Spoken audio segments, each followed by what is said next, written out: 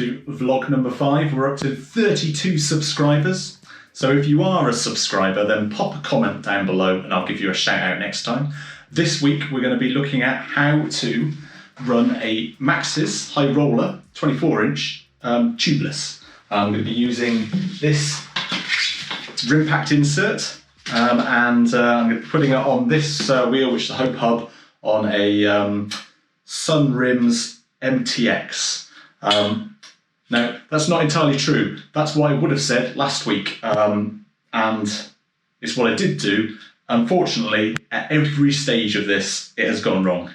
It's just not worked. I have in the past ran these two tubeless, but it just didn't hold the air for very long. It burped a lot and it went down overnight.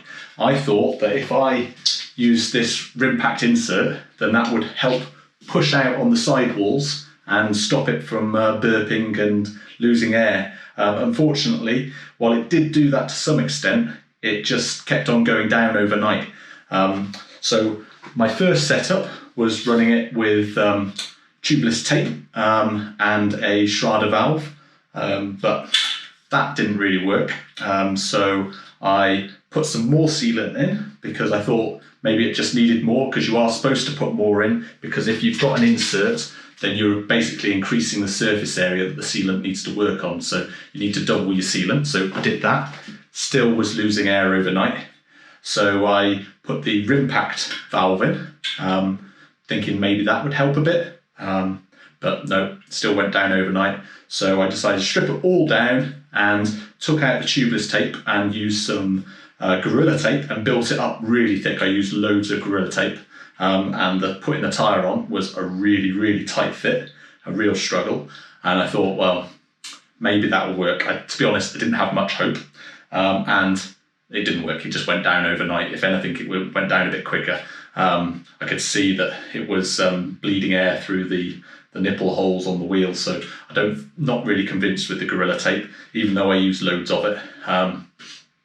So I wasn't really convinced, so I'd already prepared for that, and I bought myself a Continental Danny Macaskill 24-inch tyre, which when you feel them, when you see them next to one another, this isn't a particularly old tyre, this Maxxis one, but the sidewalls are really thin compared with the Continental, which is just a lot more substantial, and the actual bead shape on the tyre looks a lot more suitable for running tubeless. Now, I must say that this tyre, they don't advertise as being tubeless ready.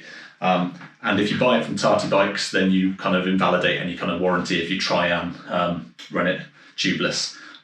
That said, obviously there's plenty of people who have had success doing this. I was being a bit cheap. I thought that I could get the cheaper Maxxis tyre to run tubeless, but I just couldn't. It may be that you have more success if you have a different rim. I know this is quite a rare rim to run 24. Most people have the Spank or the Inspire rims, so maybe you can get away with it on there, but to be honest, I'm not convinced you would. So if you have, let me know, pop a comment down below. But anyway, without further ado, we'll give this a go and see if we can get it working. If it's not working, then I think it must be just the rim that's letting us down, because I've tried everything else, bar doing the Ali Macaskill, who's he? He's a good rider, I think. The Ali Clarkson. Yeah, so bar doing the Ali Clarkson, sticking a inner tube to the sidewall, I don't think there's much else I can do. So I'm going to give it a go. Okay, so first off, I've cleaned everything up. That's important, so you get good adhesion with your tubeless tape. Now I'm going to put this on. You want to pull it quite tight. This bit is easier if you've got a friend to hold the end.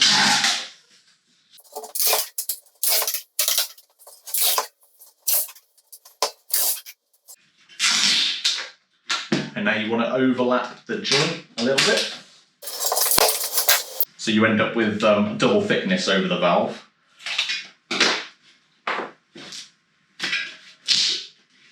Don't worry about pushing it down too much as long as you've done it tight, because once you apply the pressure, it will just push it all into position.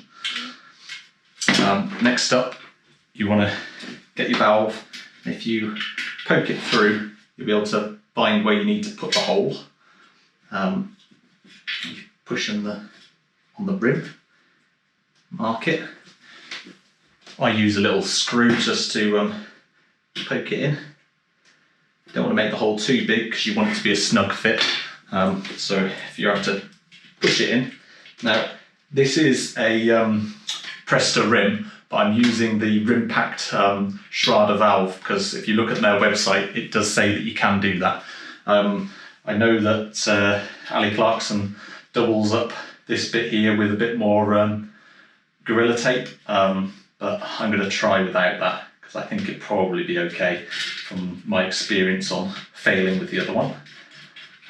So put the O-ring on and then screw this bit up, get it reasonably tight so it gets a good seal around there.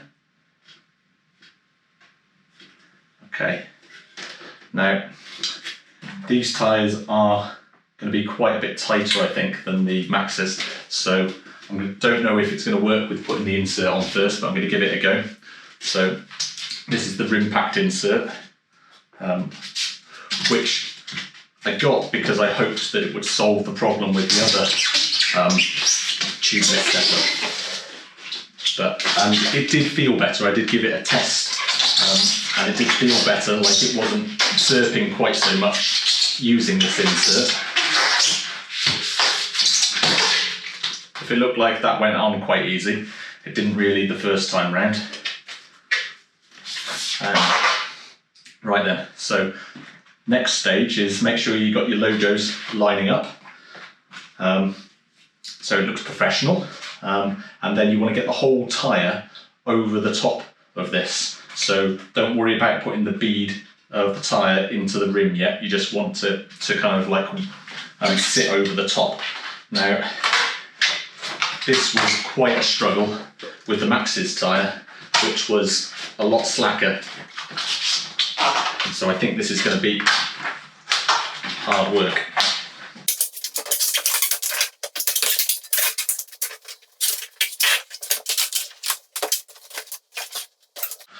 I don't think it's going to work like that. So I'm going to put the insert on afterwards.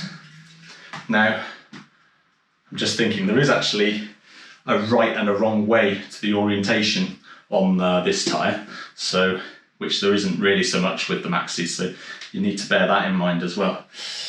I hadn't thought about, so that should be okay.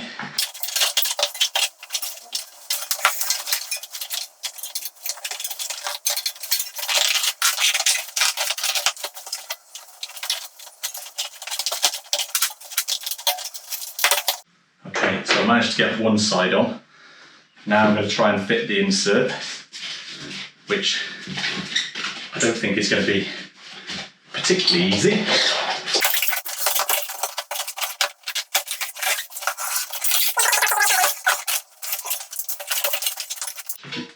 Catch it in position at the bottom and then try and work it on.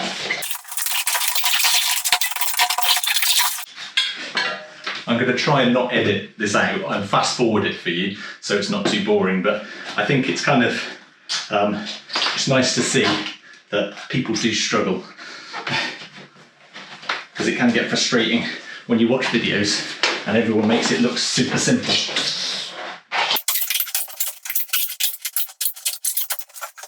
Okay, so I got it on, so I trapped it at the bottom and then just managed to work my way around. Now, you need to just get that tyre bead the right side of the valve. You've got two options now. You can either try and get this bead on a little bit and then fill a little bit of sealant down the side, or you can try and put the sealant through the valve. Now, the first time I did it, I put the sealant through the valve, but I got to a point where I couldn't really get any more sealant in. Just because it was just kind of like being held around the valve area, and you really need to put in a lot of sealant to get this to work, because you want to have double the sealant because you've got double the surface area with the insert in. So I think I might change my mind in a minute to pour it in when we haven't quite got the tyre on, but let's see how we go. and the insert's popped out. We might cut this bit out.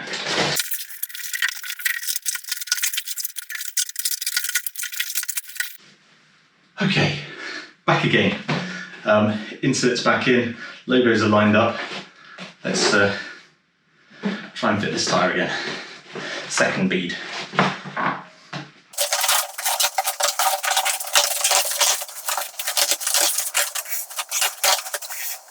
Okay, I'm gonna try and get some sealant in there now. Right, I managed to save some sealant from the old tyre, so I'm going to reuse that. So for a normal mountain bike tyre, you're supposed to use 60 to 90 millilitres of sealant. And Rimpact recommend that you double, I think, what you normally use to make up for the extra surface area. And I definitely think that having extra sealant in there for this setup is a good idea. So I'm carefully measured out loads. So now we'll give it a go. And this final bit, now obviously you're not supposed to use metal tyre levers, but I've got a feeling I might resort to them. Even though these Pedro levers are very good, they weren't up to the job. If you watch the bloopers at the end, you'll see what I mean. Ooh. Hey, ooh. That wasn't too bad. I didn't need a metal tyre lever. So, is that going to work? Let's see. So you can use a normal pump with a charger feature, but I'm going to use one of these because I've been doing lots of pumping. Actually, no, I'll give it a go. I'm guessing some guys watching this won't have anything too fancy, so let's give it a go with the normal track pump. Put that on.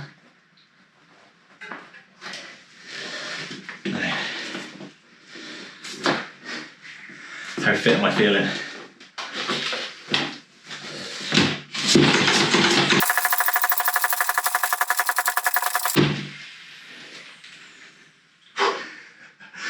No, that's not working for me. Woo.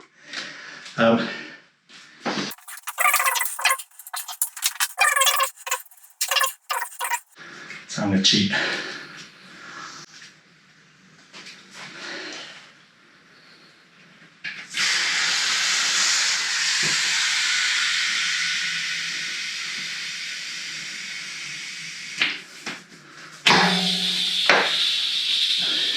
Top that up with the track pump. So now the pressure we're getting up to.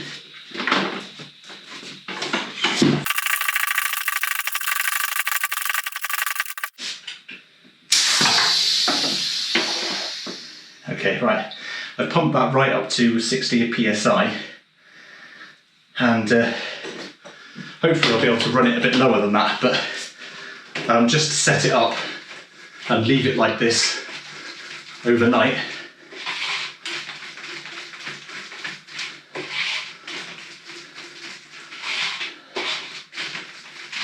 Hopefully